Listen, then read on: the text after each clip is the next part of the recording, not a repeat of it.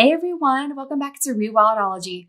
Have you ever wondered how a species gains protection or how any of the other legal mumbo jumbo happens in conservation?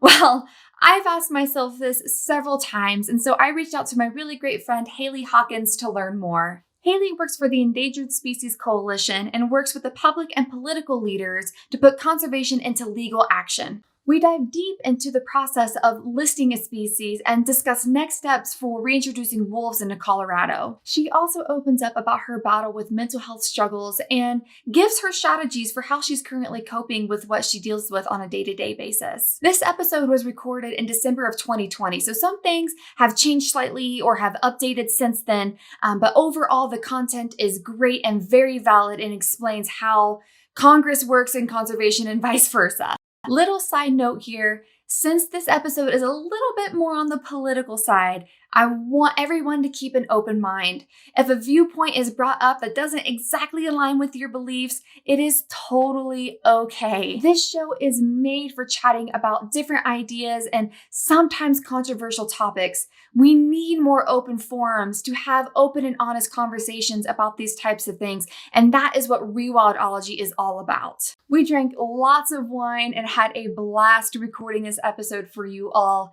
Don't forget to let me know what you think about this episode by hitting me up at rewildology.com and subscribe and rate, review on your favorite streaming app, whatever you like to do. I love the love. And so now on to the show with Hailey. Well, thanks, Hailey. So excited you're with me today. This is so fun. We got our wine, just hanging out here doing happy hour. So to start, to really let the listeners know who you are, where did you come from? What was your childhood like? Ooh, great question. And before I start to tell you that, I wanted to just say, I'm just like Brooke. I live in Colorado, and coming to you from land that was traditionally owned by the Cheyenne, Arapaho, and Ute nations, and wanted to definitely recognize that land still traditionally belongs to them, and we're sitting on stolen land right now. So where did I come from? I came from Mississippi, which was traditional Navajo and some other nations that I'm not remembering, embarrassed, Okay. land. And my childhood, I don't know, I think a lot of middle-aged white girls will really relate to my story. It's pretty basic. I played outside a ton. I was kind of a tomboy. I had a ton of stuffed animals, and they each had like names. And I think I've just always been like really empathetic. I would feel super guilty if I like hung out with one more than the other, or like if I decided I didn't like one as much. God, like that just like broke my heart. So that's weird. I also played outside with my friends all of the time. And even though we were kind of in a downtown like neighborhood, a grid system, but I had girlfriends from all over the neighborhood, and we had bikes, and we would just like ride around like a little, I mean, definitely not a gang, but like just like little white girls like riding their bikes, their rollerblades. And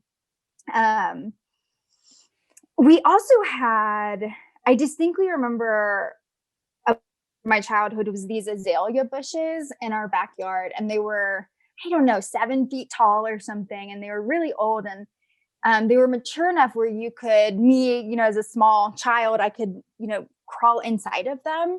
And I would go in there enough where the floor inside the bush was kind of, everything had kind of died, and it was just like a hard dirt bottom. And one bush was like my kitchen, and one bush was like my bedroom. And in spring, the blossoms would bloom like white and pink and purple. And there was this one that was my favorite that was kind of like this coral pink color. Like I don't even know what the name of it is, but it's like a fuchsia and coral, like hooked up. It's like, it was just amazing. And so those azalea bushes, I mean, they like were the background of my childhood. And I also remember there was also like pecan trees in our yard. And so, I mean, we just had a ton of leaves and pecans would just fall on the ground, and people walking down our road would, just stop and pick pecans because there were so many of them. And in the fall, when we would rake the leaves, there'd be giant piles of leaves. And I would like literally lay in the piles with a nutcracker in one hand, and I would just like kind of dig around and find a pecan and like crack it and then just, eat it right there like a little squirrel. And I don't know if y'all have ever had like raw pecans, but they kind of have this like really creamy, earthy taste, and they leave a film in your mouth. And I don't know. It's just at the time it was awesome. Although every once in a while you get kind of like a bad one, and that one is like no. bitter and astringent and like not good. But I don't know. I think when I think of childhood, that's what I think of those azalea bushes and the trees. And I'm also from a port city in northeastern Mississippi. You can actually get to the Gulf of Mexico through like a series of channels and dams, which is on my bucket list to do, like go from my hometown to the Gulf of Mexico on a boat. But so I spent, my childhood driving boats when I was 11 and 12 with mostly adult supervision and just playing in the water. The water is like really silty. You can't see your hand a foot underneath the surface. It's like that very like southern, silty water. And yeah, that was my childhood growing up. It sounds very nice. It sounds like you had a lot. It was pretty cool. Sounds like you were outdoors pretty much all the time. Like that was your playground, was the outdoors. Yeah. Yes. I think so. So would you say that kind of was the groundwork for where you took your life? So kind of next, because you went into wildlife and your studies. So if you wouldn't mind sharing what you did go to school for and what was the reason why you studied what you did? Yeah, this is one of those hard questions for me. I think I kind of envy the people that are like, I have this amazing grand story of, seeing a wildlife and, going into it. And I feel like my story is kind of just like, little Hailey got all her stuffed animals. I did hang out outside a lot. And luckily I had parents that really fostered my interests. I remember, my dad would talk to me about the environment a lot, and I would ask him about animals, and I had a bunch of animal books. And but I have this one memory of when I was, I don't know, 7 or 8 or 9. I was driving in the car with my dad, and it's like you're kind of just becoming aware of your surroundings, and you're kind of just questioning things and we were right next to like a truck, maybe it was like a dump truck or something, and out of the exhaust pipe, by the cab, all this black smoke was coming out. And I remember just being like, what is that? What is that black smoke? And my dad was like, yo, that's pollution. That's not good. It's actually hurting the earth. And we're feeling like anger and confusion and being like, why would we do that? That innocence of a child of just being like, that's a stupid idea, right? And it is, but there's a lot of other things that are tangled up in that and why our society operates on fossil fuels. But I want to say like that, I feel like I remember that being kind of a pivotal moment of just realizing that like we do things that are bad for the environment, and it's almost like not enough people question why or don't feel empowered to do something about it.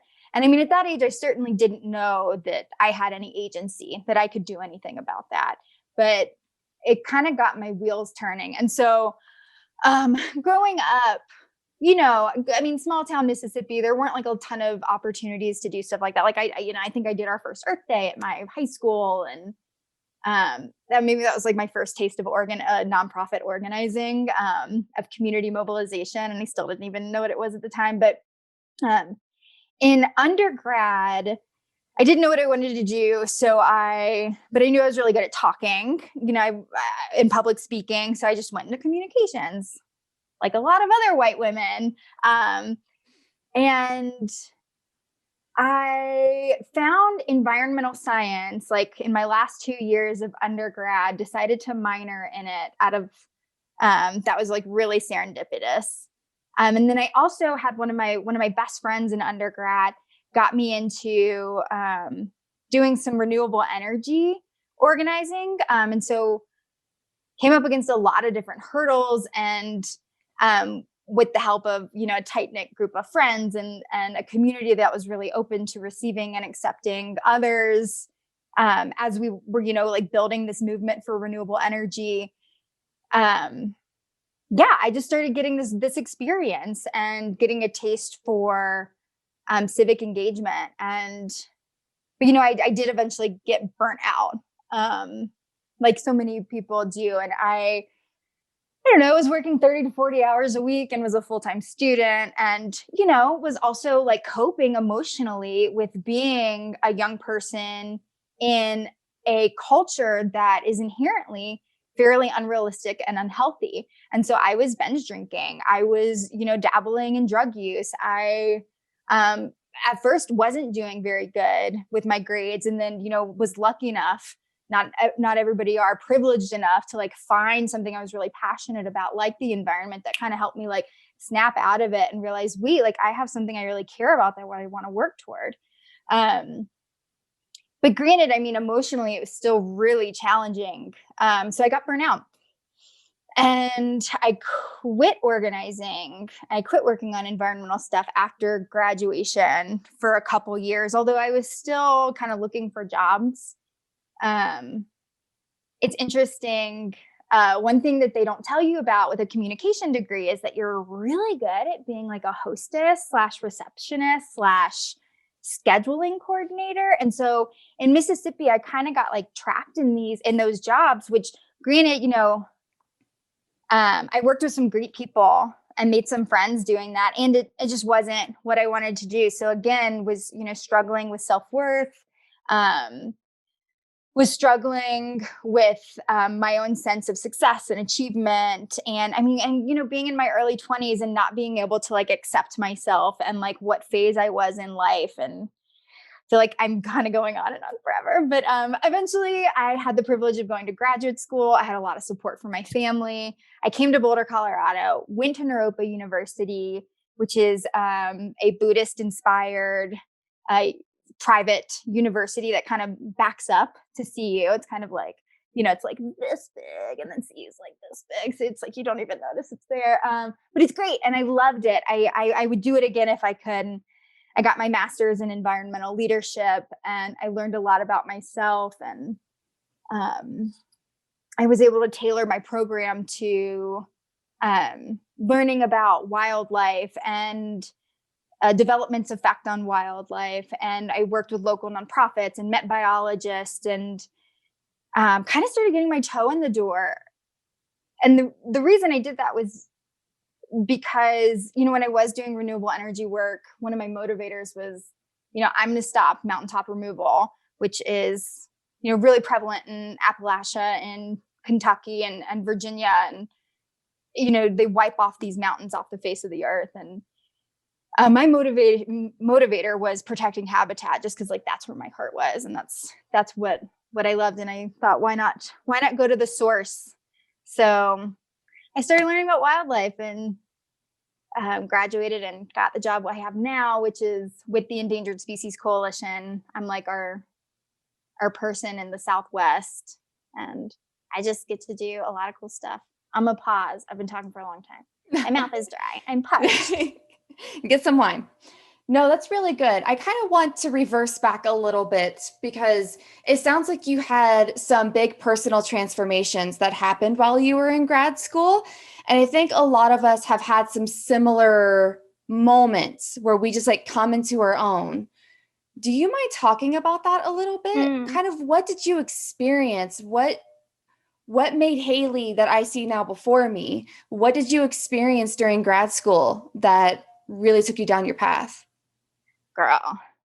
I am like still experiencing that. I think I'm still coming into myself. I turned 30 a couple years ago, and like that was like a really, I don't know, it was like a really defining moment for me.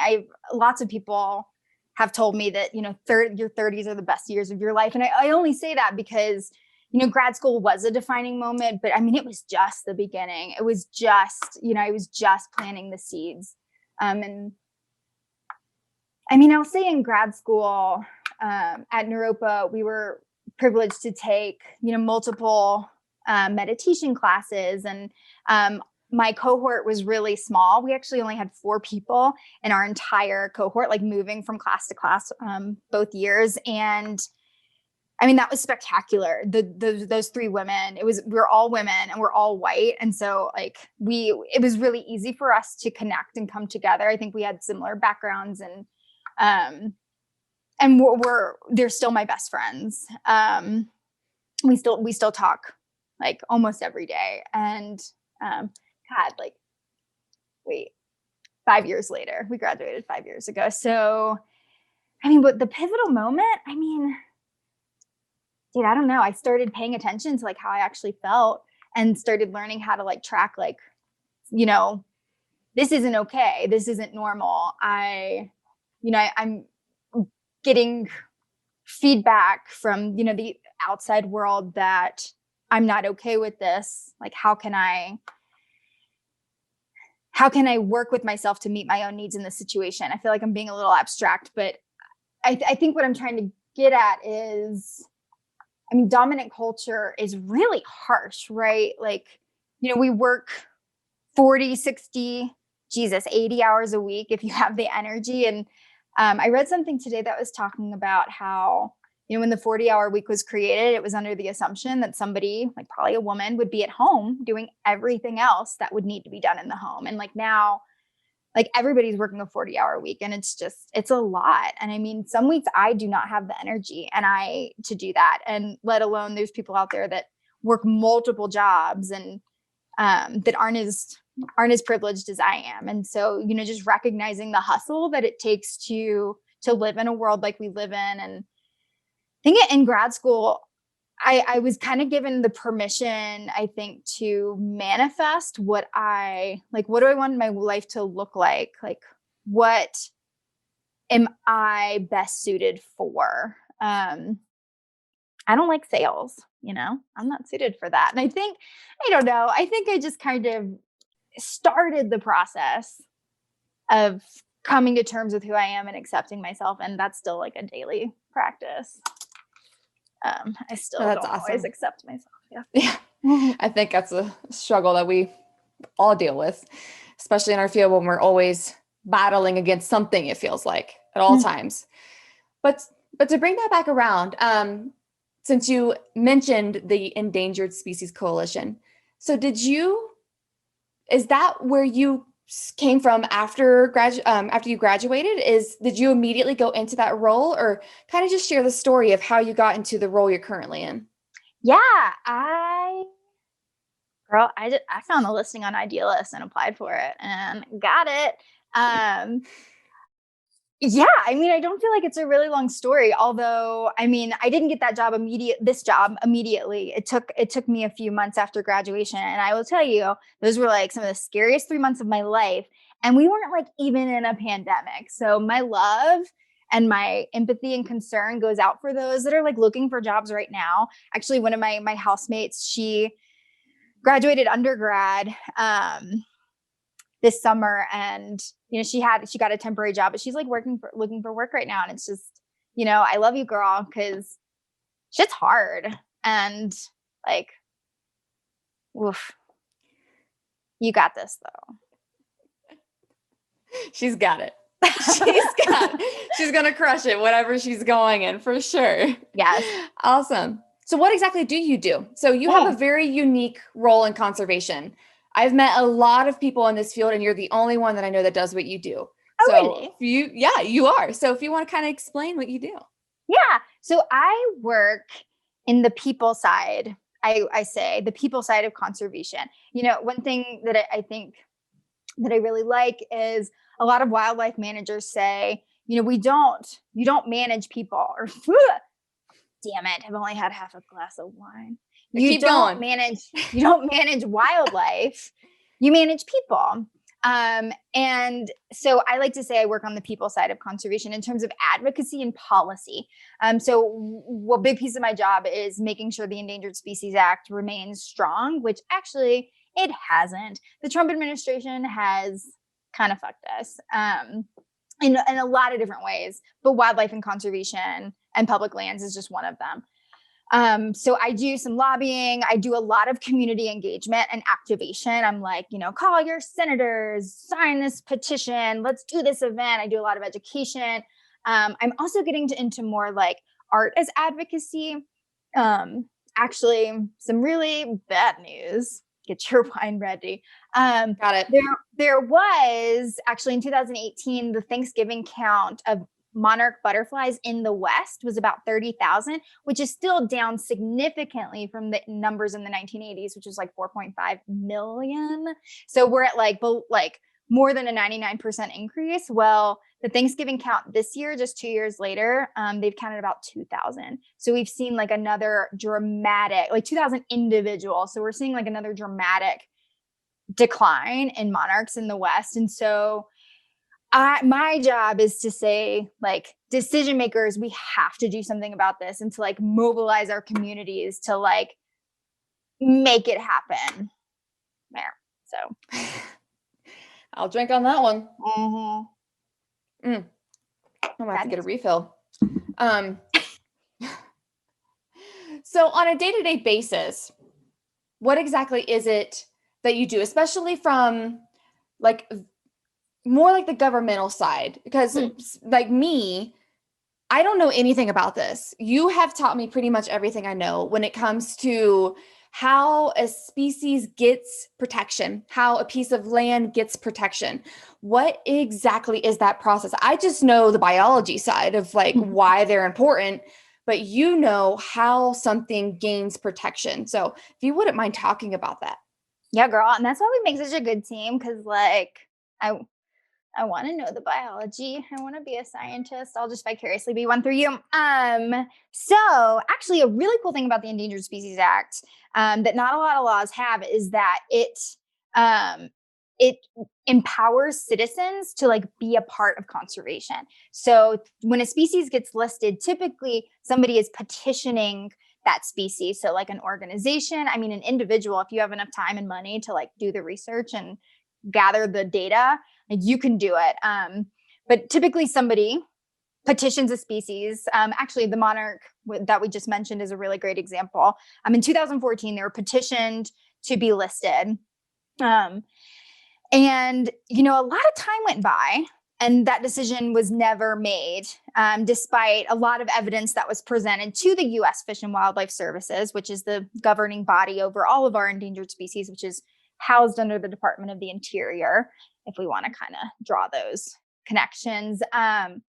They presented all this data of why they should be listed. And the U.S. Fish and Wildlife Services, 6 years later, has yet to make a decision. And actually, because of a court case, they are mandated to make a decision this month, December 2020. They're supposed to say, like, yes, they're listed or no, they're not. Granted, the Trump administration, we think it's going to be really bad news. And at least that's what we're projecting, just because of all the other terrible stuff he's already done and that the administration has already done. But, considering this new dramatic decline in monarchs in the West, hopefully they will get listed because they really need protections. But that's kind of an example of how a species is listed. Someone petitions it, they give a bunch of information to the U.S. Fish and Wildlife Service. The U.S. Fish and Wildlife Service, looks through the information, and eventually they'll say, yes, this species warrants listing. We're going to list them as either threatened or endangered, or they'll say, no, they don't warrant listing. And unfortunately, when they say no, more often than not, it's a politicized decision. It's one that's not based in science, but rather based in, is the listing of the species going to affect some sort of industry like logging, like oil and gas extraction, like name big agriculture, like any one of our big industries that are destroying our environment. Yeah. Okay. So what an organization is asking the Fish and Wildlife Service to do is to put a species underneath the Endangered Species Act. Is that pretty much what, am I translating correctly? Yeah, I think so. And when you list a species, if you list them as endangered, that the definition of that is at risk of becoming extinct. if a species is listed as threatened, that means at risk of becoming endangered. If you kind of see those two distinctions. And when a species is listed, they get access to funding, to research, to protection, like I said, from industries, from being incidentally killed. Also, the Endangered Species Act provides mechanisms for private landowners to tap into so that, they can kind of, like, say if an endangered species is found on their property, they can kind of like navigate that without having too many of their private property rights infringed upon. And so actually the Endangered Species Act has been called one of the most strongest environmental laws like in the entire world. So like that's super dope. However, there's politicians, like many of those in the Trump administration, like many in our Congress right now, that want to weaken the act because they want to make it easier to extract resources. They want to have access to our public lands to extract resources. And all of these things make profit for very few people and actually harm the vast majority of Americans, whether that's through pollution, through the removal of public land access, which gives us, recreation, physical and mental health, etc. And takes away the land's capacity to support biodiversity. And, you as a scientist, this is where your expertise comes in, of like the importance of biodiversity, which, leads to resiliency of communities, resiliency of human communities. It cleans our air, filters our water, provides waste removal, reduces diseases, the list of eco services that we need and that we rely upon, just continue. And especially it's like climate change, we could just be talking about climate change mitigation. Like we need these large intact landscapes for climate change mitigation, or else we effed. Yeah. Yes, for real. Mm-hmm. So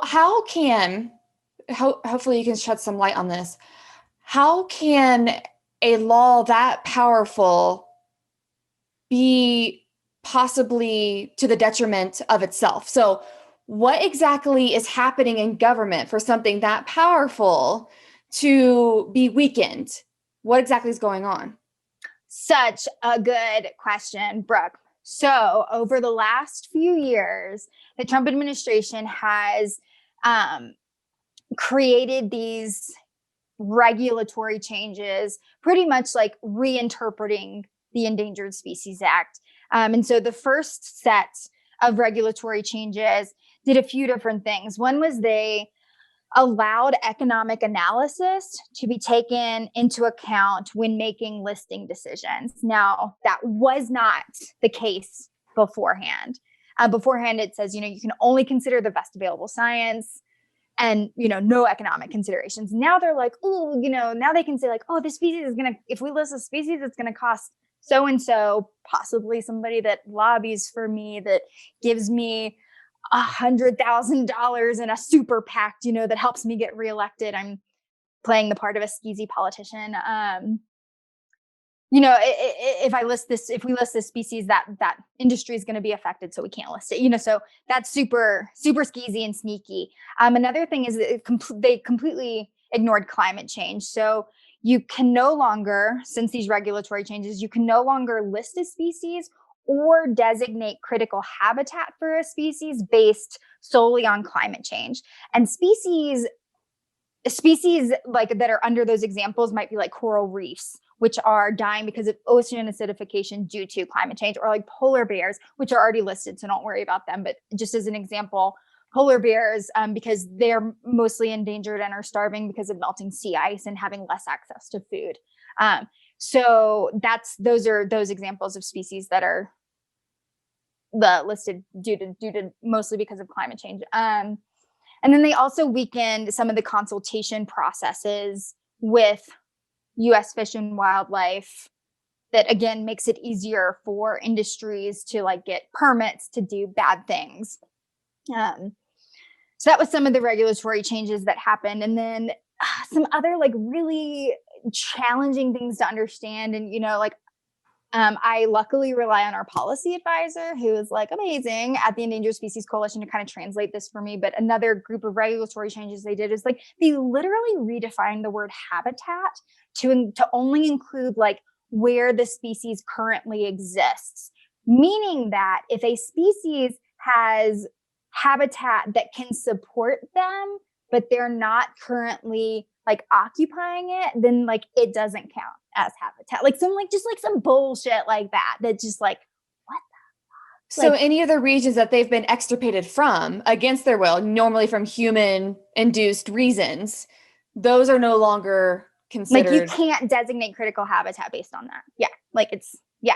So some like wiggity wiggity bullshit, you know, I mean, just some shitty stuff. And I mean, you know, the Trump administration they've been blatantly terrible this whole time. And this is just another example of like the absurdity that is them. But, you know, let's cheers to the upcoming administration.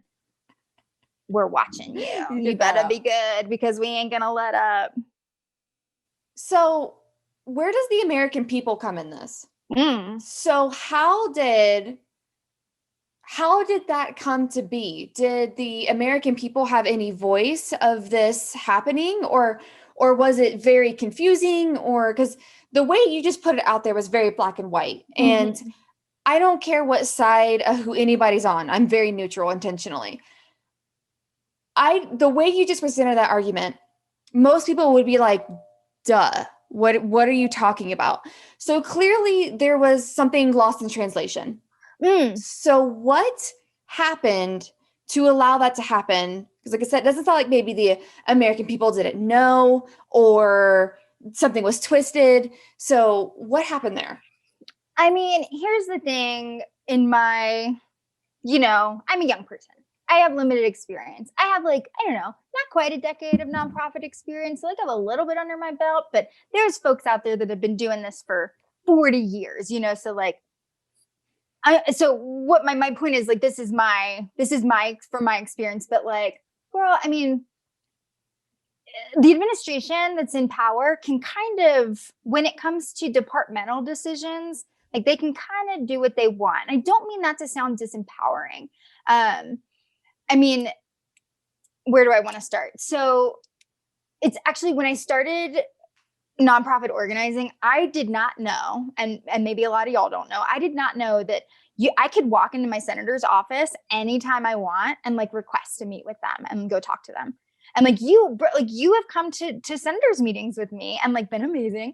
And Thank you for that. Yeah, we've done those together. But I mean, I think the vast majority of Americans don't know that you can do that. And in fact, it's actually your right and obligation as a citizen to say like, hey, congressperson, hey, senator, this is how I want you to represent me in Congress. And so that's really empowering and really important for all Americans to take part in, all people, community members to take part in.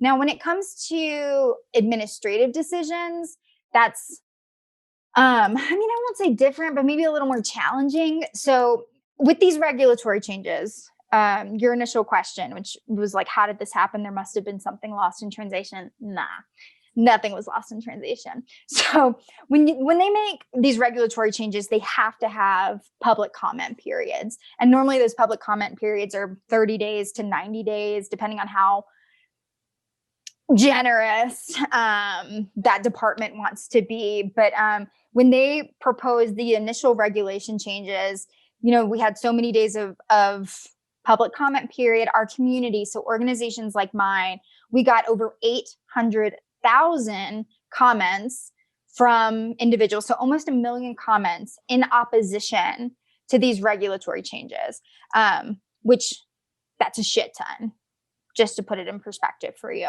And when they came out with the final regulations, they were in fact a little worse than they had originally proposed. And so, I mean, I don't think anything was lost in translation. I think that my perspective, I think that they had a public comment period because they had to, and that they didn't have an intention of listening to the American people. And I think that that points at the importance of our elected officials and how in the United States we have a culture of not voting.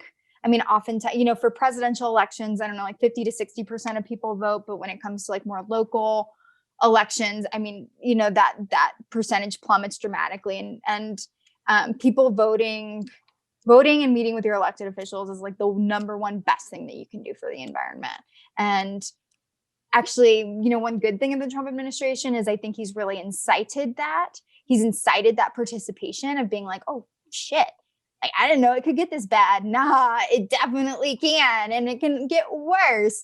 And, you know, because of grassroots mobilizing, because of the engagement of people of color and communities that are more often than not represented, like voting in this last election, that's why we defeated Trump. And so, I mean, people need to keep doing that in every single election, because until we have people in power that are willing to listen to their constituencies and protect the interests of future generations, like, we're screwed. But we're at a bifurcation point where things could get better. And I think keeping the pressure on Biden is going to be so important. He could easily kind of slip back into this complacent Democratic role that we've seen the Democrats kind of be in. Like, I consider myself a Democrat, and like, come on, y'all. Like, we gotta step it up a little bit. I think it's important to work across the aisle, and people are dying because of COVID. People are dying because of climate change. People in Flint still don't have clean water. I mean, I'm kind of tired of the compromise when people are dying, and like, Democrats, like, let's step it up. And that starts with people voting and meeting with their representatives. Girl. Get yourself a drink of wine. I'm going to ask you my next question. So I think one of the big disconnects, just me personally, and also just knowing, so I know that before we logged on, we chatted about how hard it is sometimes with how much people are working now. And we are all wrapped up in our own little bubble because our lives are busy as fuck right now. I mean, even during COVID, there's so much going on. It's almost like the world is going to freaking end. There's like a social media just like almost being thrown down our throats to the point where people are disconnecting or people are like over connecting, and no one knows what's real or what's true. So what are some of the best resources that you know of for people to get just honest information so that they know what's going on?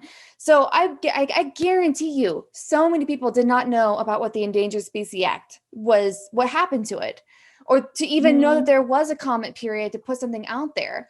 Like, that might just be so far from most people's reality, because unless you're in our field, I mean, who else knew about it? So where are some of the reputable places that people can go to just keep up on these things or know what's going on and how they can make their voice be heard? That's a tough one, honestly. I mean, the first thing that comes to my mind is find like a community or an organization that you trust. And I mean, you know, subscribe to their emails. I want to say, you know, wildlife and endangered species and non-human beings, like, I feel like it's actually a little indicative of my privilege, but I like, that's where my heart is, and that's where what I have chosen to pursue as like my life's mission and my career. There are many equally as worthy and important causes out there, whether we're talking about immigration, prison reform. I mean, environmental justice. I mean, there are so many really important causes out there. And so I like, where my mind goes is like, find an organization you trust and form a relationship with them. Follow their emails, get to know them. And granted, we can all have, you know, you can be passionate about more than one issue, but I mean, like you just said, we're busy, dude. I mean, I've chosen advocacy to be my career because I mean, I'm one of those people that I don't have energy at the end of the day to like also do other stuff a lot of the time, like outside of like, I'm lucky if I exercise this day. Like, I got 2 doggos that like are my babies. Like, I embrace the dog mom mentality. Like, I have to take care of them. I have friendships I need to maintain. And I'm one of those people, others are different, that I don't have the energy to like work my 40 hours and exercise and eat right and cook my food and make sure my dog babies are happy and healthy and maintain my friendships and my relationship with my family. And, but some people out there like are psyched to volunteer. And those are the people that, like I want to work with. But like I said, there's lots of worthy causes that are important that need bodies to like encompass the movement. So yeah, find an organization you trust. I do think, I think that there's media outlets out there that one can get information from, but I'm not the best person. Like, we all need to be careful about fake news, but I don't want to sit here and name them for you because honestly, like I'm hesitating to say this, but dude, I'm busy. I'm working on a lot of different things. Those little things that they put on horses to like keep them on their track, Yeah. so they don't get distracted. Like sometimes I have to put those on. The blinders. Yep. Hi. Look, one of my doggies just came to visit. Hi, puppy. Sometimes I have to put those blinders on and just like, put my head down and do my work. And so I rely on like my coworkers and my relationships to like feed me important information that I need to know that week. Because like I said, I have to kind of create boundaries because my energy, I only have so much energy. And rest is vital. And, hopefully we'll talk about a little more, kind of like a rebellious act in our society. And so I guess, yeah, kind of on that, with the next administration or with more people, God, your dog is so cute. What's his name? This is Kane. Kane. Kane, he's a big rescue doggy, and he is just so sweet and patient and wants snuggles, and you can just kind of like, ooh. I'm sure he loves the mountains. He looks big and fluffy. Yes, he is a fluffy dog. Snow is his friend. Yeah. Oh, sweetie pie. Yes. Hi, Kane. Oh, that's great.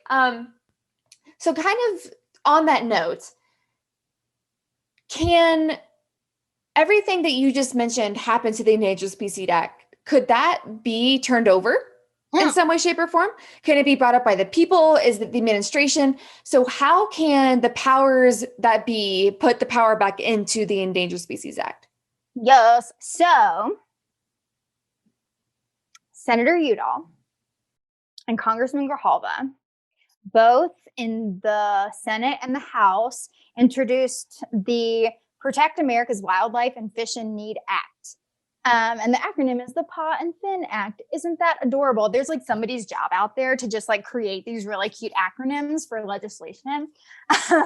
So that's so cute.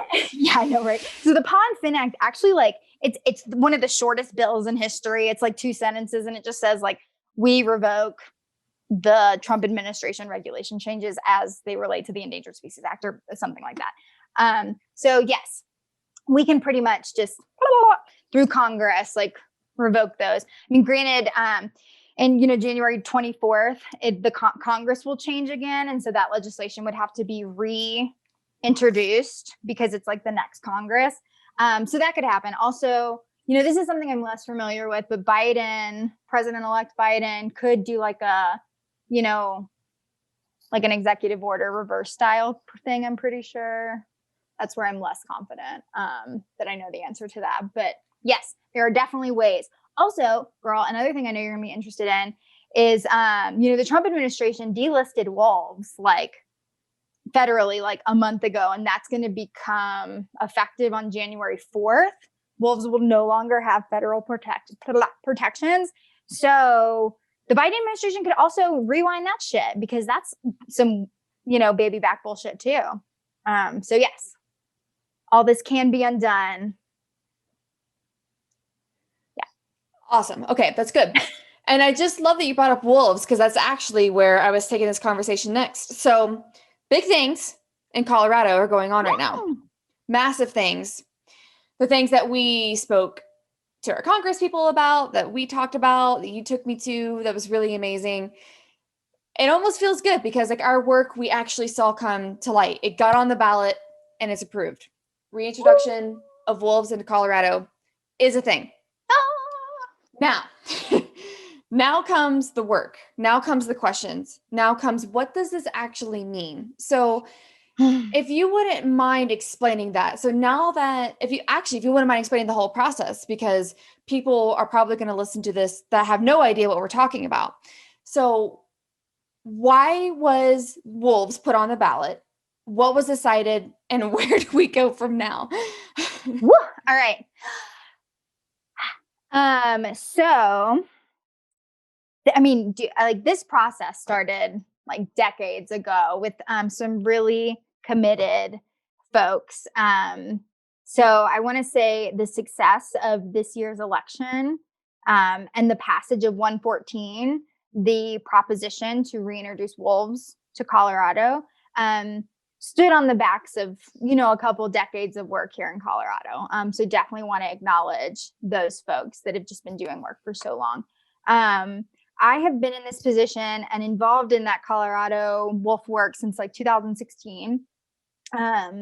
And let's see, the reason it came about was essentially because, Colorado is prime habitat for wolves.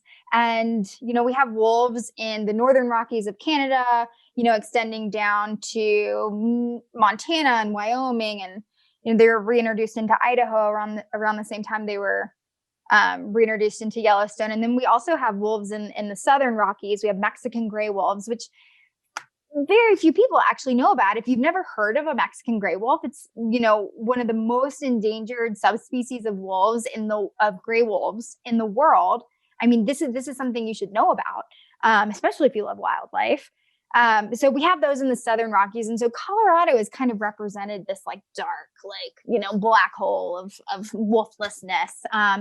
Despite the fact that there's prime habitat, the last wolf pack in Colorado, there hasn't been a wolf pack in Colorado, like an established pack, since like 1945, where they were exterminated by white settlers as they were coming in and stealing indigenous land and beginning to mine, and Sand Creek Massacre and a bunch of other terrible stuff. These are all things that one should Google if they don't know about them and they don't know about that Colorado history. So important. I mean, at the same time that we're disrespecting like the lives of indigenous people, we're disrespecting the lives of the native wildlife and habitat that are so essential to everything, the world, life, the universe, and everything. So wait, where was I going with this? I got a little off track. Wait, okay. So 1945, no wolves. We exterminated them. White settlers did a lot of bad stuff. So fast forward, to the 2010s, the Colorado Parks and Wildlife Commission kind of signed this letter, and they were like, we will never reintroduce wolves to Colorado. We don't like them. And so that pretty much kind of like gave advocates like my organization kind of an ultimatum, a little bit of like, okay, well, if the State Department isn't going to reintroduce wolves, and clearly the feds, the federal U.S. Fish and Wildlife Services, they're not going to reintroduce wolves. So like, by golly, it's up to us, the citizens. Like, the science says wolves are good for ecosystems. The science says that wolves mitigate climate change. They move ungulates, protect vegetation, and actually, create like a trophic cascade. I'm sure you've seen that video from Yellowstone. It's beautiful, and like makes you cry and stuff. It's amazing. So we need wolves in Colorado. Like, there's something missing here. So, we took it to the streets. The state legislature wasn't going to do it. The state agency wasn't going to do it. The feds weren't going to do it. And so the citizens did it. We had to get like over 200,000 signatures of Colorado citizens, Colorado registered voters. We did it, as a community. And the Secretary of State confirmed that all those signatures were valid. We got on the ballot this November, at the beginning of November. It passed, and I'll tell you, it was kind of close. It was approved by 60,000 votes. There were a few reasons for that. One, like COVID put a monkey wrench in like absolutely everything, right? This included. And so we kind of think maybe there was some lower turnout for the initiative because of COVID. Also some like 11th hour opposition funding. So like Safari Club, who, you know, trophy hunts Cecil the lion and giraffes, and like all these other amazing animals, like they put a lot of funding against it, as did the Rocky Mountain Elk Foundation, which I guess they don't understand that wolves make elk healthier. I don't get it. Yeah, that's actually Maybe really surprising. somebody email me. Yeah, because Yeah. I'd love to talk I would to like you. more I don't information on understand. that. Yeah, absolutely. Me too. Like why don't I mean, I don't know.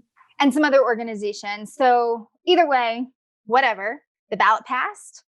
It passed above the, you know, the recount standard, which anyway, I'm getting too much in the weeds, but it passed, bitches. And real quick, sorry, an aside. I'm really embracing the word bitches.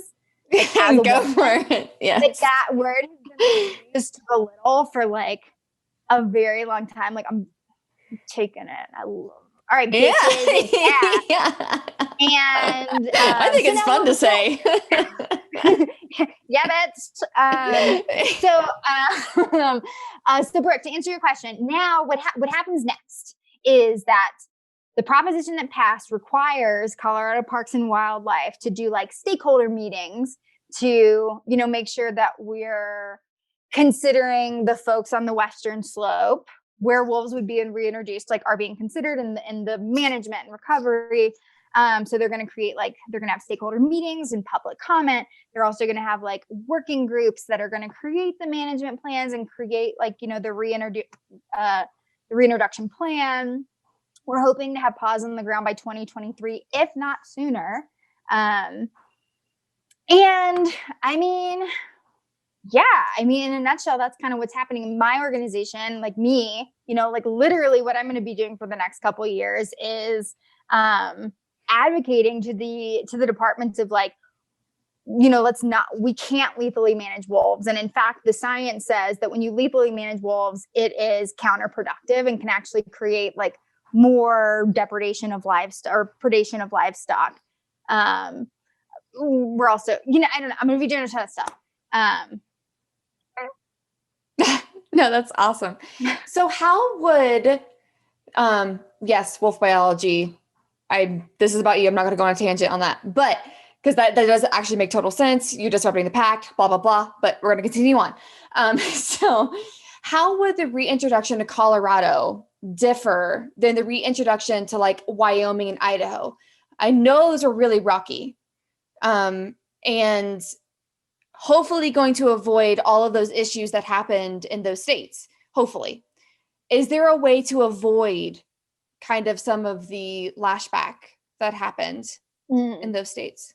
I mean, I hope so. I think that one place that those states really struggled and maybe something that we could do better here in Colorado is actually budgeting for public education. And I mean, you know, I'll go out on a limb and say, I don't think that they did that enough in the Northern Rocky states. Educating about, you know, wolves are not dangerous. In Yellowstone, you know, I'm not going to like make up a bunch of numbers and facts because I don't have them at the tip of my fingers, but I mean, like, I don't know, tens of thousands of people visit Yellowstone every year and they go hiking and they camp. There has not been one, you know, a wolf has not injured one human, like at all that I know of in Yellowstone. I mean, kind of the same thing with the Great Lakes states. The Great Lakes states are, in certain parts, are even more densely populated than Colorado. And again, there has not been any incidences of like human wolf conflict. So in Colorado, I mean, the Western Slope is pretty sparsely populated. There's a ton of public land. There's almost 17,000 acres of public lands. And granted, there is public grazing of livestock on our public lands in the Western Slope in Colorado. These public grazing allotments are typically like many generations old, and typically those folks pay very little like rent to graze on our public lands. And granted, like having wolves will change their life and will change their, the way that they do things. But I believe it is the responsibility of our agencies to like educate, provide resources, and provide non-lethal coexistence measures for them. So when I say non-lethal coexistence measures, I mean like things that scare wolves away from their cows so they won't hunt them. So like special flags that you put on the fences, and like you kind of have to move the flags around because wolves are smart. Like, come on, like they're gonna get used to them. So there's certain things that you have to do, and also like automatic lights, and then actually like having human presence around the cows. This is the thing people don't know. Like y'all, they take those cows and they like put them out in the middle of the nowhere, and they just like leave them there for like 5 months with like nobody out there with them. So like, yeah, a bear is going to eat some. Like, yeah, a cougar is going to eat some. Like, would you rather have someone hand you a hamburger or like go run a mile for your food? I mean, this is kind of common sense. So I think my point is there's things that need to be done. We need to educate people. We need to provide resources. And yeah, I see us doing that in Colorado, and ideally doing that better than we did in Idaho and Montana and Wyoming. And granted, the last thing I'll say here is those are both, all three of those states are very conservatively managed. And I think here in Colorado, we have Governor Polis and his husband, First Gentleman Marlon Reyes, and they're like dope as fuck. They are super huge advocates. I've been working with both of them for years, and I only see it being done better here than it was done in those other states. So Governor Polis and First Gentleman Marlon Reyes, I'm looking at you. It's all on your shoulders. No, I'm really glad you brought that up, because that really gives a lot of perspective. Me having studied African big predators for years and seeing the incredible amount of mitigation measures that have been developed, and those, I mean, they live with freaking lions. Like, come on. Like, and lions, I mean, they do eat people, right? Like, do you want to talk about that like, for like a sec? Yeah, exactly. So, I mean, these people, so, I mean, in these, ranges, cattle is everything. It is money. It is everything. They are dealing with hyenas. They are dealing with lions, leopards, cheetahs. I mean, so many big things that want to kill their livelihood, literally. And because this is actually one of the big things that I brought up. Oh, is this your other puppy? Sorry, this is my other dog. This is Sebastian. Oh, Sebastian. Kane and He's Sebastian, a little, just like the sweetest things. Yeah. But when you took us, to meet our congressman and everything, like that was one of my biggest things, having studied the ways that human predator conflict is managed in other countries that have it way worse than anything we could ever imagine with wolves, and just those methods and how they're doing it.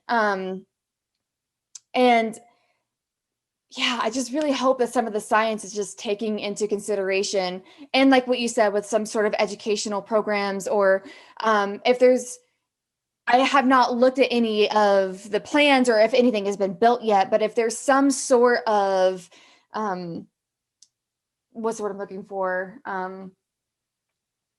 Like compensation for when cattle is taken. So like if that's going to be a part of it, one of the really big things. Proposition, just so you know. Okay. They included that they need to figure out how to do that. So yeah. And I'm really glad that you brought up the people aspect as well, because when I was at like Cheetah Conservation Fund in Namibia, that was one of the things that helped tremendously. Having somebody with the herd, an actual human, dramatically decreased the odds of any of their, in this particular case, it was goats, any of their heads of livestock being taken by having a person there. So that's really interesting. So would you say that community or that way of lifestyle, are they the biggest people against wolves, or why is there so much opposition against wolves in your experience? Mm-hmm. That's a tough question. And I think I'm going to be straight up. I think I don't know the answer to the question. The myth or the illusion is that it is mostly like hunters and ranchers that are anti-wolf. However, there was a survey done by Colorado State University earlier this year, so very recently, that surveyed, I don't know, a couple thousand or a few thousand registered voters in Colorado. And it turns out over 80% of ranchers supported wolf restoration. Wait a second. Hold on. I will not even pretend to make up numbers. I will find the exact figures for you. All right, I got it right here. So according to this study, 82.4 hunters were in favor of wolf restoration in Colorado. 83.3 ranchers were in favor, and 79.8% of voters on the Western Slope, where wolves would be reintroduced, were in favor. So, we have this survey done by a very reputable source that shows actually the support for wolf restoration in Colorado is, overwhelming. So That's awesome. Yeah, absolutely. And I think like the obvious and stories that are told are like with ranchers, like, well, wolves would eat our cows, so we don't want them. With hunters, it's like, well, it makes it harder to shoot an elk, so I don't want them. Yeah, but the fact is that less than 1%, according to the U.S. Department of Agriculture, less than 1%, a fraction of 1% of livestock are actually taken by wolves. When it comes to hunting, Doug Smith, who's the lead biologist of Yellowstone National Park, he says with pride, I think it's really cool, with pride, that their elk in Yellowstone are like the most tested and like the most like honorable to get if you're a hunter, because not only do they live with pumas and bears and coyotes, etc., they also like live with wolves, and so it's like the most predator rich, which is a good thing. Predator rich, this the savanna of North America area in the country, and like their elk are like badass, dude. And it's like, what? Our hunters here, and like, granted, as someone that grew up in Mississippi eating venison, like I love game. Someone like, I just feel like it's good sportsmanship to like share the land with a carnivore, just like you, or granted we're herbivores, but like, share a land and like share that dignity and that like, that's sexy to me. Yeah. As a heterosexual single woman, y'all. Yeah. Give me a very predator tested elk. Yes. Yes. Throw me that steak. Yes. Give me my wine. That's the way to my heart. Also, if you're progressive and you believe in women's rights, that'll do. Well, I think a lot of the hunters, which I think is really cool, and a lot of people, I wish, actually understood that hunters are some of the biggest conservation advocates there are. And I really wish that a lot of people understood that. Can I challenge you for like 2 seconds though? Absolutely. So there's like what you just said, there's this narrative that hunters are like the original conservationists, that they're some of the biggest conservationists. And I don't disagree with hunters being conservationists. What I disagree is them being the original conservationists. And what I also disagree with is that, I guess what I'm trying to say is the reason why they're the original conservationists and the biggest conservationists is because of privilege. When we were creating and adopting conservation mentality in North America, and actually, Brooke, I'm really excited to hear what you think about this as like a trained biologist and like being trained in the U.S. And especially because like, I'm not. So yeah. So please tell me what you think. But when we adopted the North American model of conservation, we pretty much ignored and threw out the window traditional ecological knowledge of native peoples. We pretty much said like, no, they weren't managing the land. They were just on it. They're savages. They're not doing anything. actually the opposite was true. They were actively managing the land, and white settlers came, in my understanding, and we're like, we need to adopt the North American model of wildlife conservation, which is actually based on principles from Europe, so not even from our continent. And this North American model is based in, hunting and trapping as methods of management, which ignores the benefits of carnivores. And I don't know how many, there's so many principles in the North American model, but either way, the reason why like hunters are the original conservationists is because like white men gave that group of people the power and the means to fund conservation. Like right now, me as a non-hunter and a non-angler, I don't have a way to like pay into conservation because I don't do that. Because I don't hunt or angle. And like the majority of conservation funding comes from like Pittman Robertson and some other weird bills that like, which pretty much means a percentage of like firearm sales go toward conservation. Really, the only reason people say that is because there's no mechanisms for non-hunters, non-anglers to pay into conservation. So I think what I'm trying to say is it's based on a lineage of power and privilege that's not extended to the rest of stakeholders. Like I'm still a stakeholder, but there's no mechanism for me to buy in. And like, I think, I'm just going to challenge that hunters are conservationists. They're not the original ones. And I mean, nor do I think they're the most important because they ignore the benefits of carnivores and have actually intentionally excluded indigenous voices for many decades when it comes to land and wildlife conservation. What do you think, girl?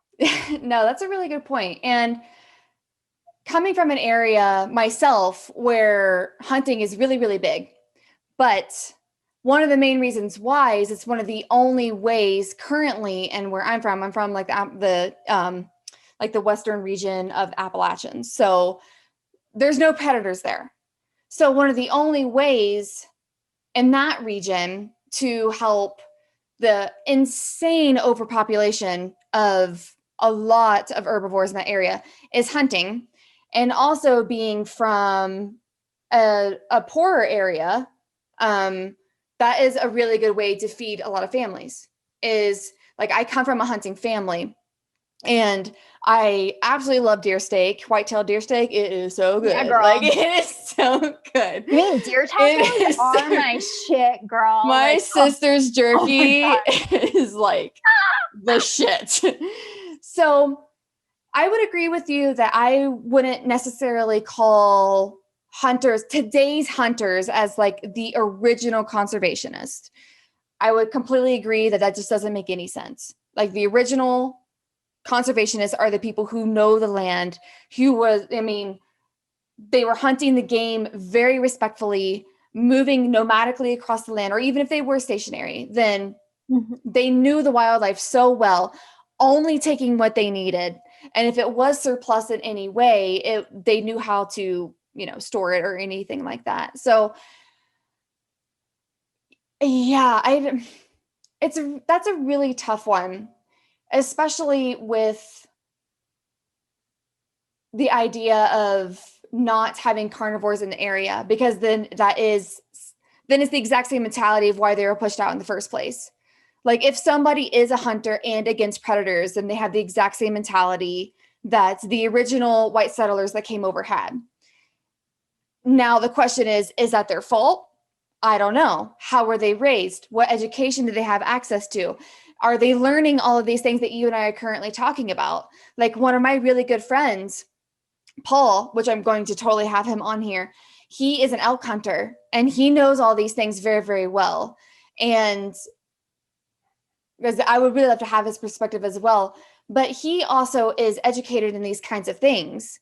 So is his view indicative of the hunter population and what exactly that means? So I would agree with you that hunters aren't necessarily, hunters as we define them today aren't the original conservationists. Mm-hmm.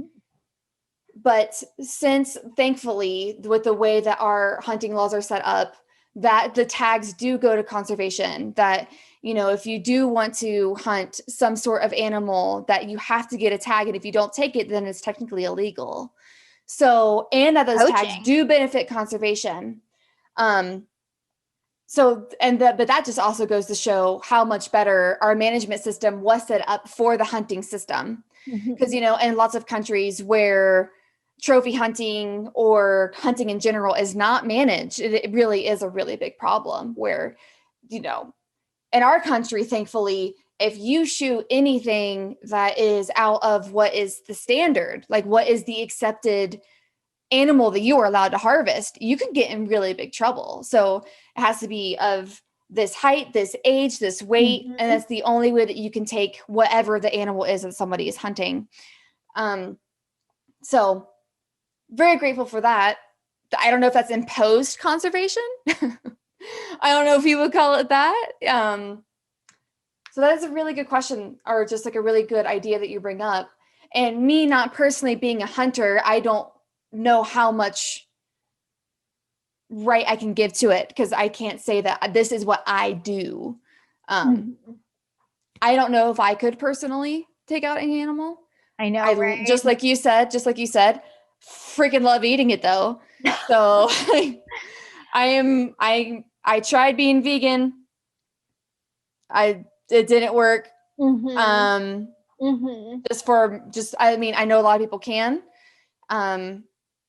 But also too, I guess this almost, I don't even have the idea of talking about this, but those kind of like dietary decisions almost, I mean, I don't know many people who can make those dietary decisions and be of, a certain amount of privilege, if you know what I mean. So like, I don't know. I mean, being a vegan, being completely plant-based, and not to say that any of those are wrong at all. Like, I don't mean to say that at all, or that like I'm the devil because I eat meat every once in a while. But no, girl, I'm with you. Like, I mean, being all vegan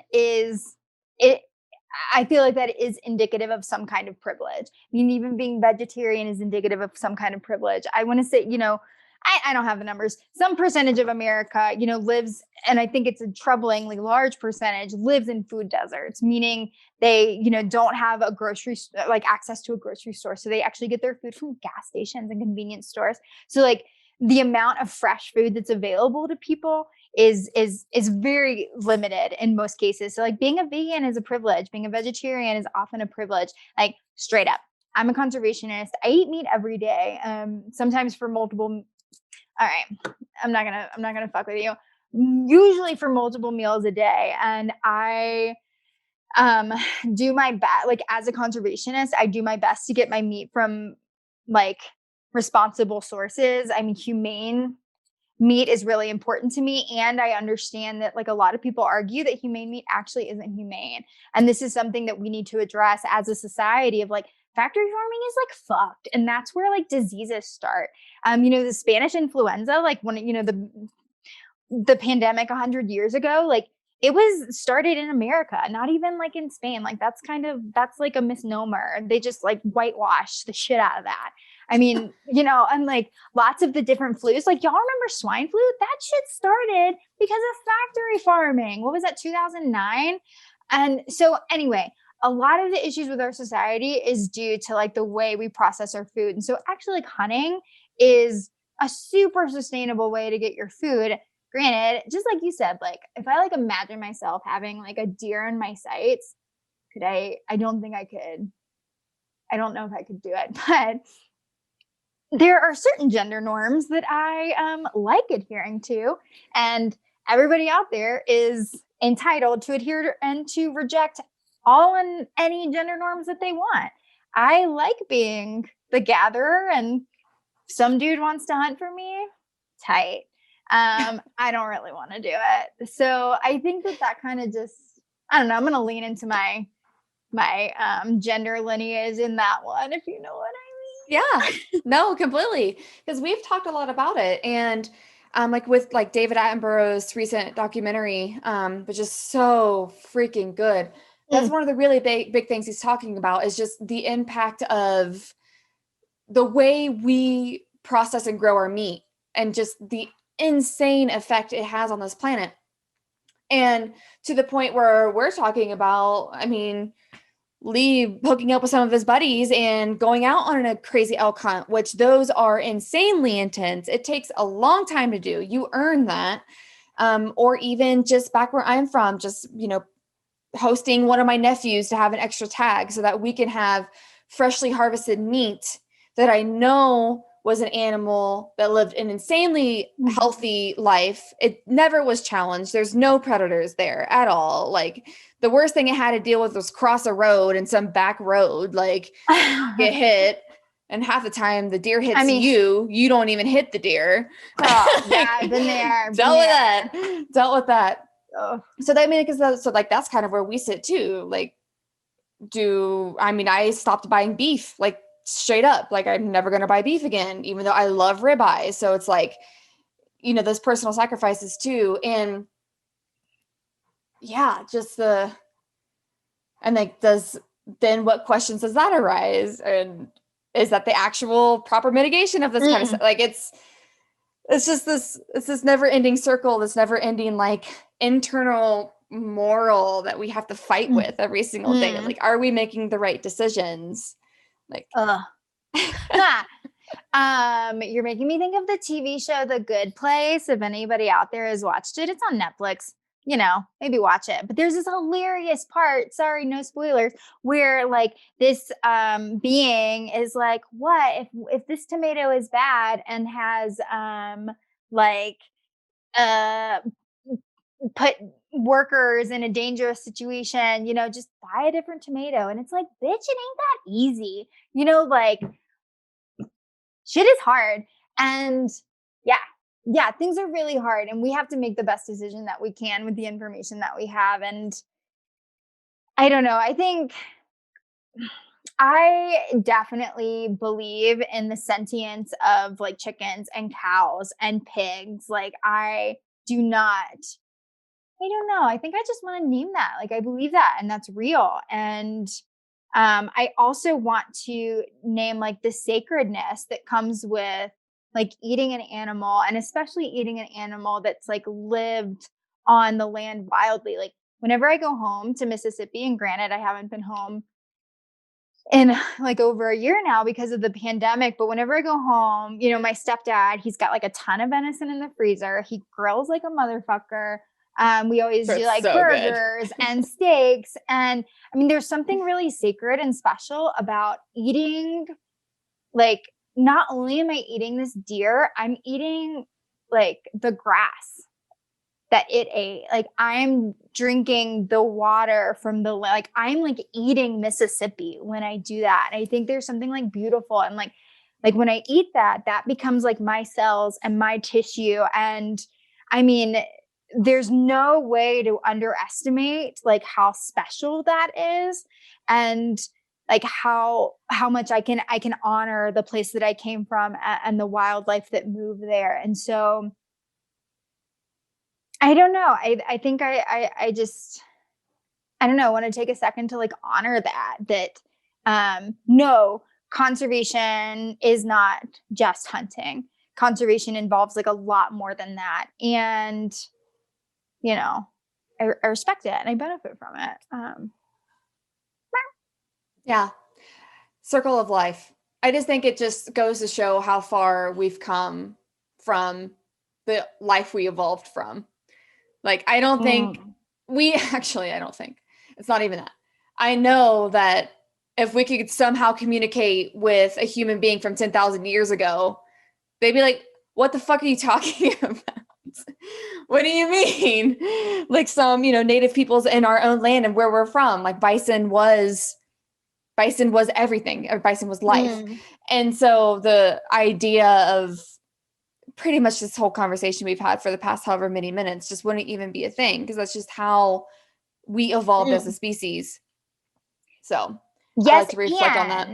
Definitely. And 10,000 years ago, there were, what, like, I don't know, maybe a few thousand humans on the planet, and now there's 7.5 billion. And so, yeah, we have to get creative and we have to get innovative. And I mean, I believe we have to regulate each other. Like, I if every human, if every individual, you know, committed to like going vegan, conserving water, conserving electricity, that wouldn't matter because the vast majority of polluters and users are big business and industrial things. I mean, at the end of the day, like we are in a new world. A lot of the same, I don't know, a lot of the same things exist. And like, we have to change the way we do business. We have to change the way we treat people. We have to give each other basic human rights. I mean, and that includes biodiversity. That includes, you know, access to green spaces and nature.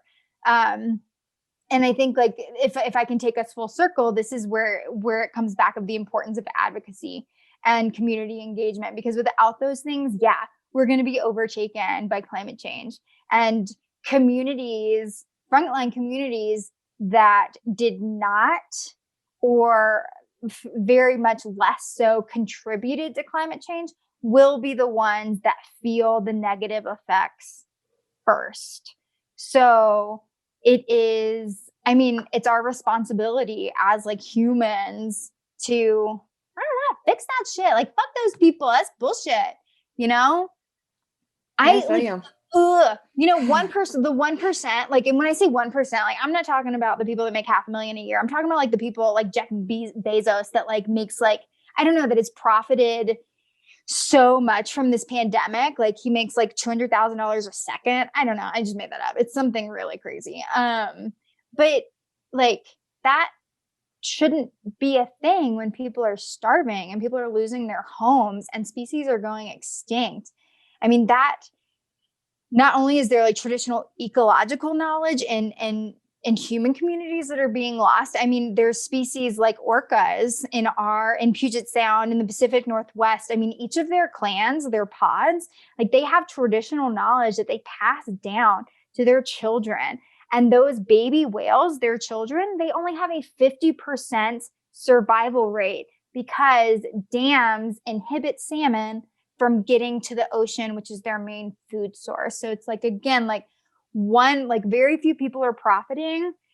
One species and all of the rest of human stakeholders are the ones paying the price. I mean, so I don't know. I guess like my message here is like, what? Mm-hmm. Yeah. And even in that point, I mean, with the people who do make a lot of money, like they've strived for that. And so I will never be against anybody who does make a lot of money. Like I won't. It's more of, I think now, kind of like in your important role, and anybody who talks with people, or, you know, organizations that do, is how aware are people of these bigger issues and how much and how they know what they can do to help. And I mean, 'cause I don't know that. I mean, I have no idea what it's like to work 90 hours a week and run a multi-billion-dollar business. I have no idea what pressures are on a human being of that scale to know what it's like day to day. And I won't even try to understand.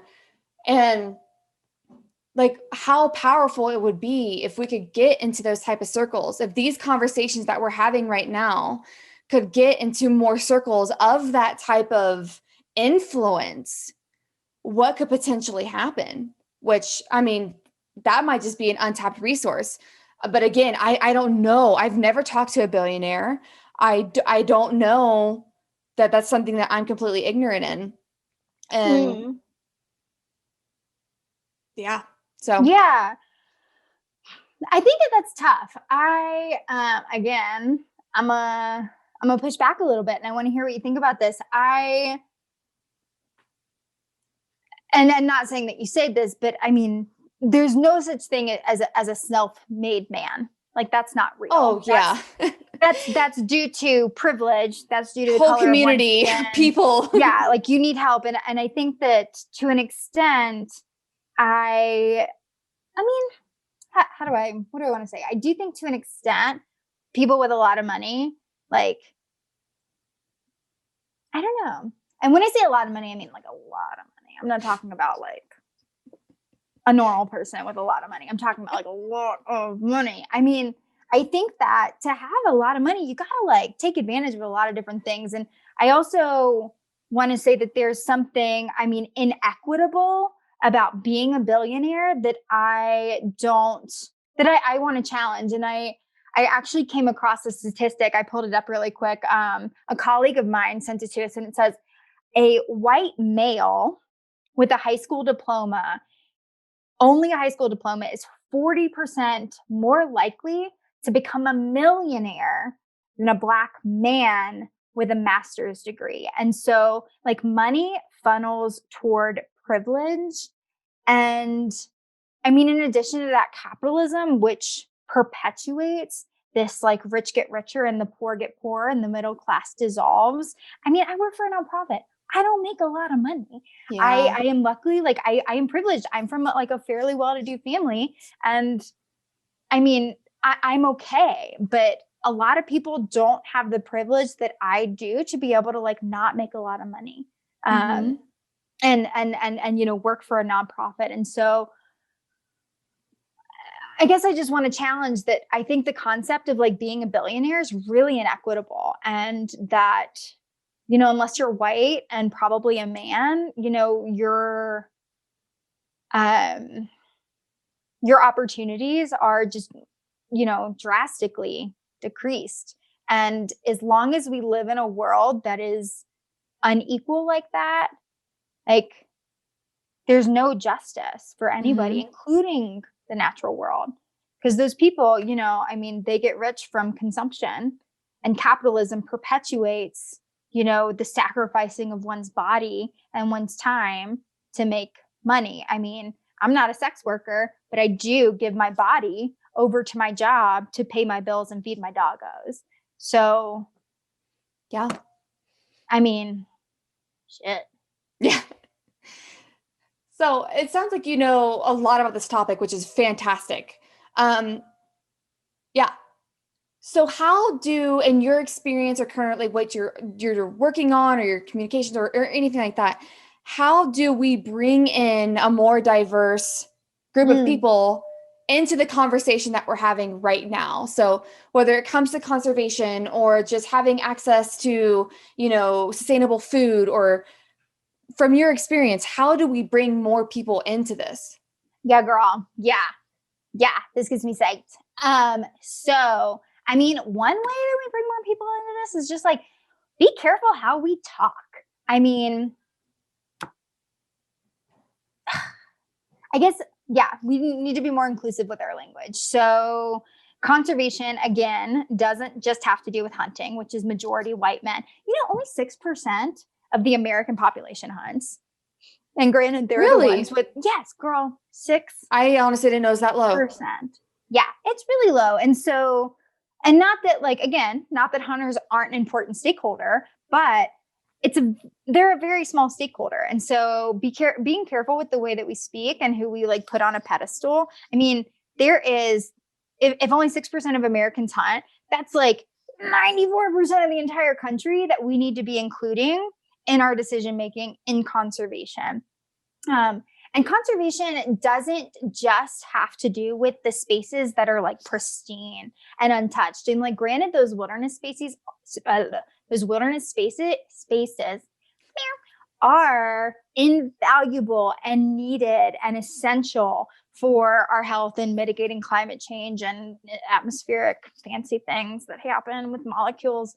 But conservation can also happen in cities, and the creation of green spaces and green roofs and pollinator gardens and growing our own food, and the encouragement of biodiversity. And we can also participate in conservation by being intentional about how we deal with actually like our most successful species. I mean, think about it. Our most successful species, like outside of humans, because we are like the most successful everywhere.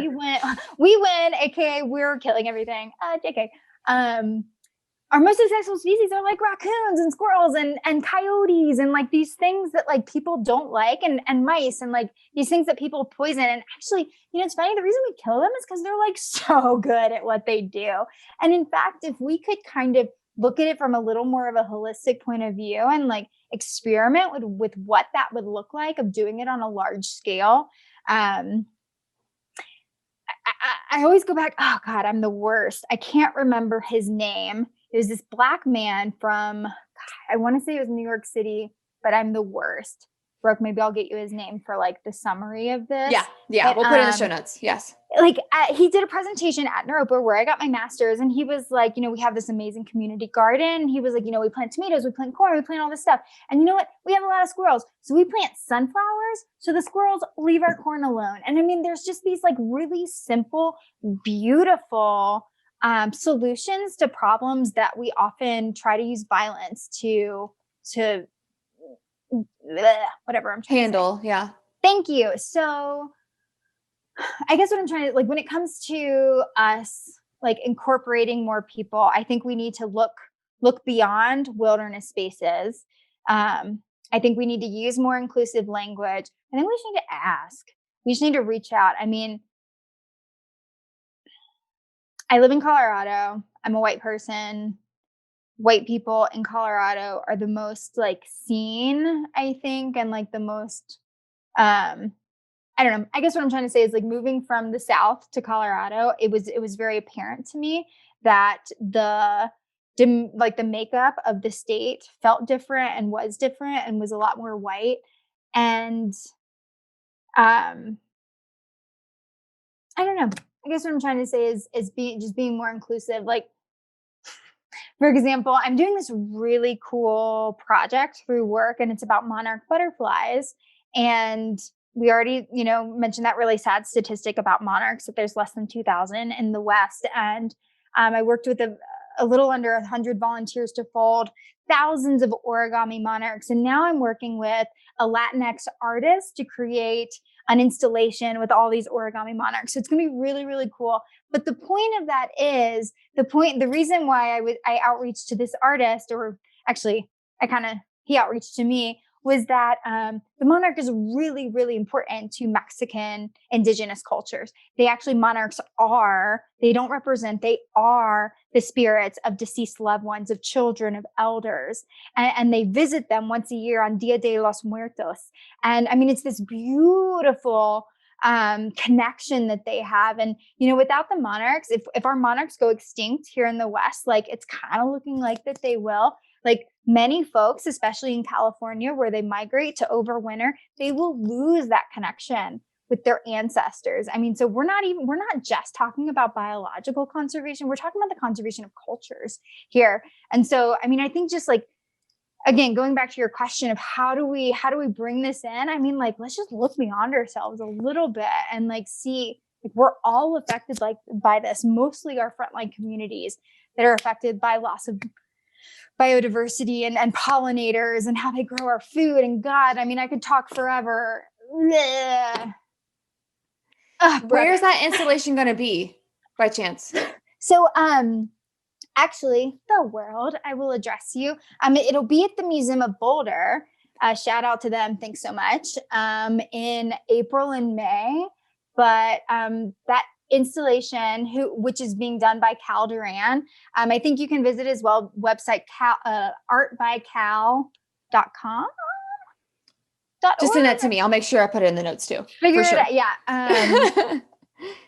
It should be done in January. So we're actually looking for a spot for it to be showcased in February and March, and then like after May.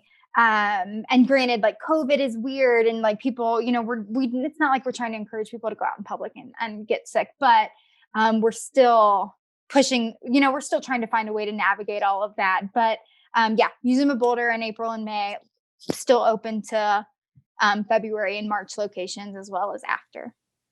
That's awesome. Oh my gosh, I can't wait to see sick. that. So That's amazing. going to be so cool. I know. That's going to be cool. That's a really awesome project. Gosh, yeah, the monarchs are so special. So that's awesome.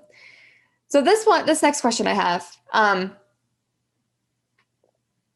it might go a little close to home, but When do you think you'll have reached success and whatever you define success as? Girl. Wow. When will I reach success? I mean, I always said, well, not always.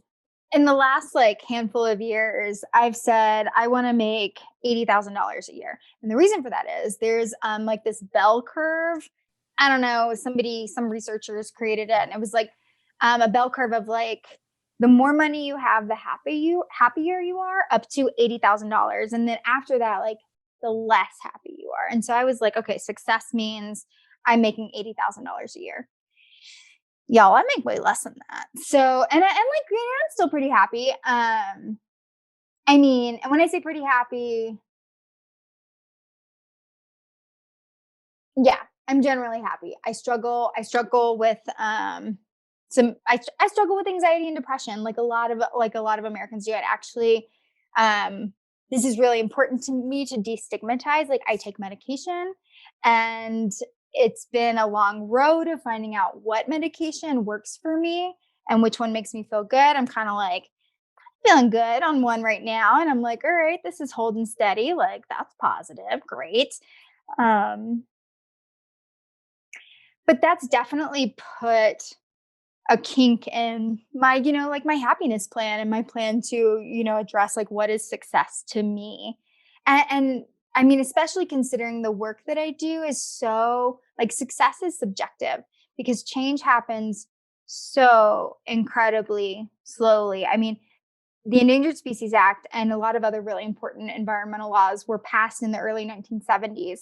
And I mean, 70, 80, 90. I mean, it's been, almost 50 years since all of that happened. And I mean, and granted, the civil rights movement was, 50s, 60s, and like, we're still struggling, so like success, I think I have to really modify my definition of success, not by what is the paradigm, like, is the paradigm changing? Because I, as an individual, can only do so much, but it's more like, I think my definition of success is, do I feel good at the end of the day? And as a perfectionist, which is self-defeating, as a perfectionist, that shifts daily. And some days, like, I'm on top of it and I'm like, yeah, girl, you did everything you could. It's cool. And then other days I'm like, you're an idiot. I can't believe you didn't finish this. You're lazy. There's something wrong with you. I cannot believe you even have this job right now. Like, that's like, I know I'm not the only one that has those bullshit thoughts. So, I mean, what does success look like to me? I don't know. My vet gave my doggos like A++ in health last month when we went to the vet. That means I'm being a really good dog mom. Actually, ever since the pandemic, I can't fit in any of my jeans. And I'm becoming okay with that, sort of. That's probably a measure of success. I'm making it to work every morning. That's a measure of success. I mean, I think I don't know, my measure of success is going to change daily. And girl, that's good. Yeah. Thanks for sharing that. And thanks for also feeling open enough to talk about, your depression and being on medication. Some of the most important people in my life suffer from similar diagnoses, and any light that we can bring to that is incredibly important, just to show that it's not a stigma. It's okay. There's so many people that are dealing with similar things, and you coming off as such a happy, bubbly person, I think it shows a lot that you're like, even I have my demons, and I'm here with you. I go through this myself. This is what I'm doing. It's okay. And I think that more of those conversations need to happen. I think a lot of those conversations need to happen because it's real.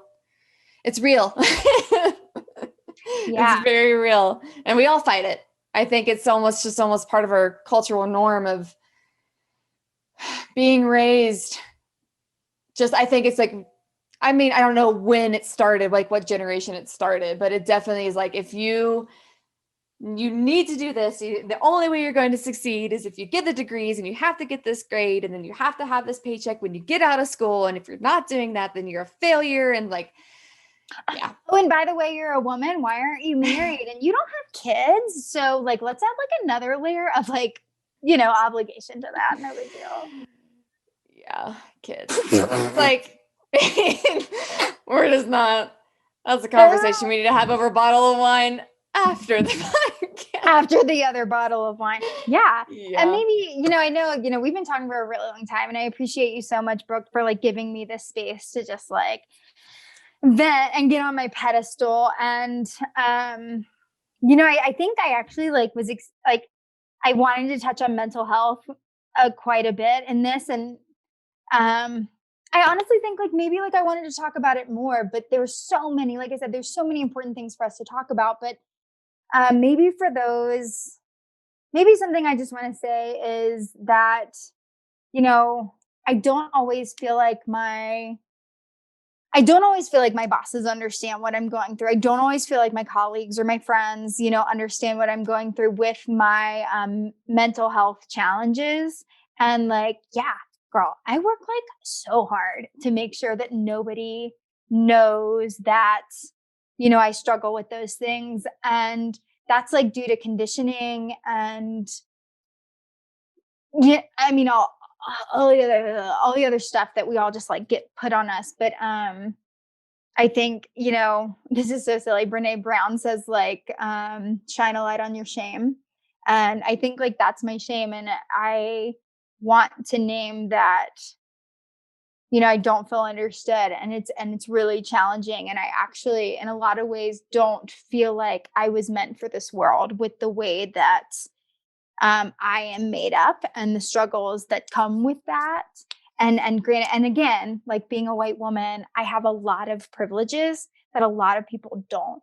And so people out there that have a different skin color than me and my same mental health challenges, like, like, fuck, I see you, and I don't understand how much harder it is for you. And I acknowledge that it is, you know what I mean? And so I think I just want to say that it's okay that it's hard.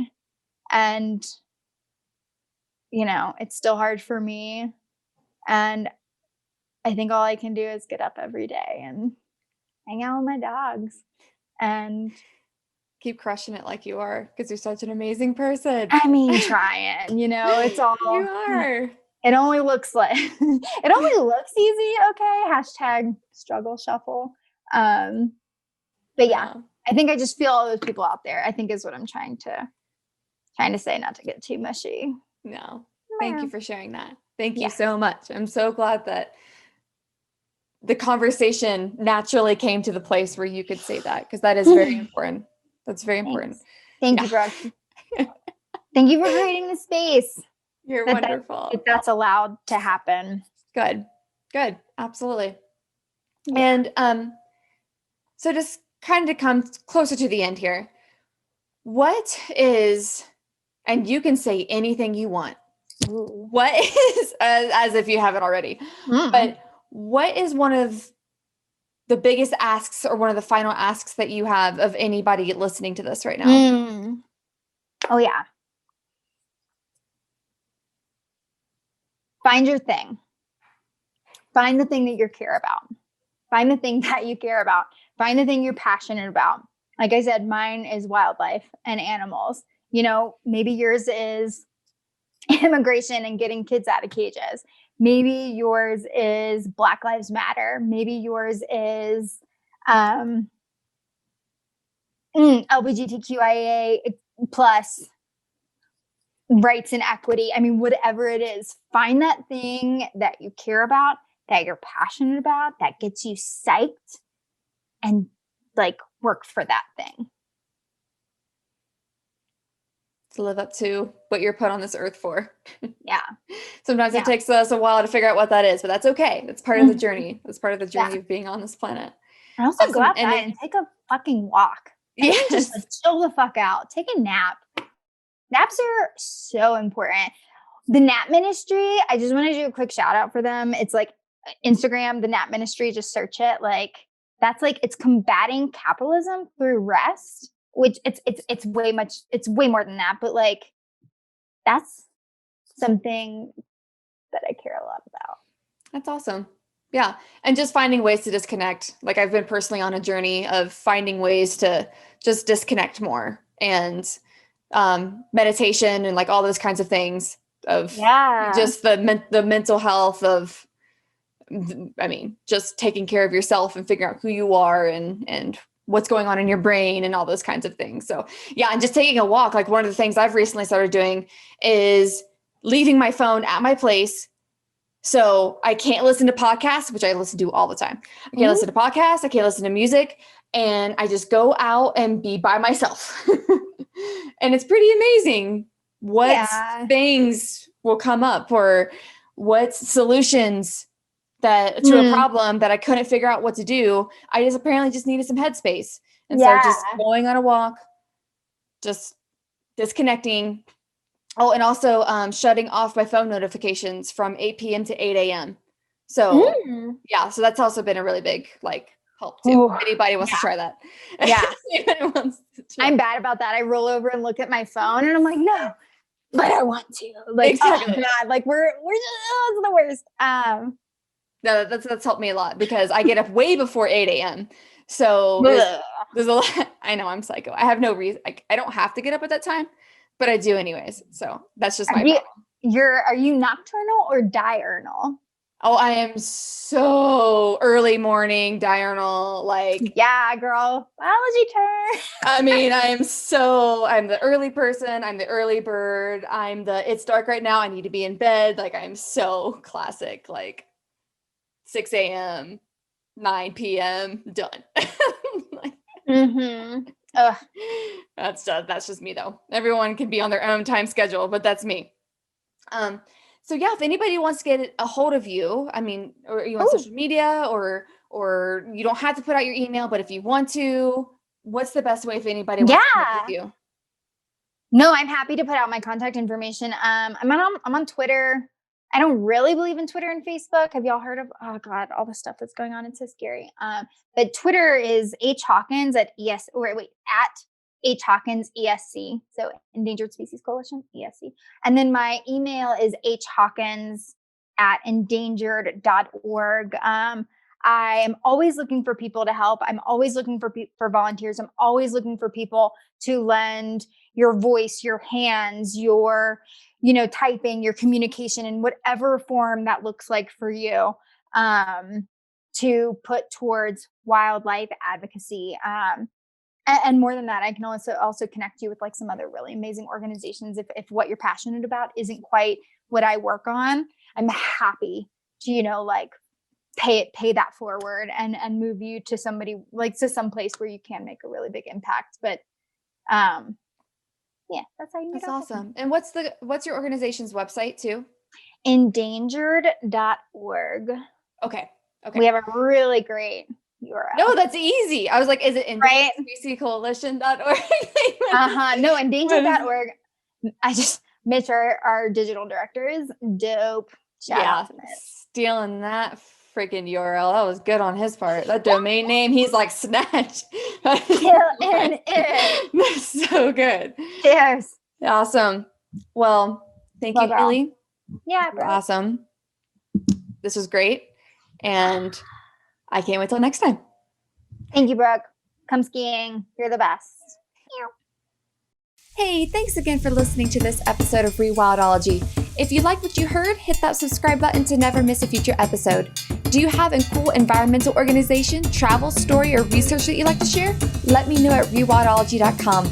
Until next time, friends, together we will rewild the planet.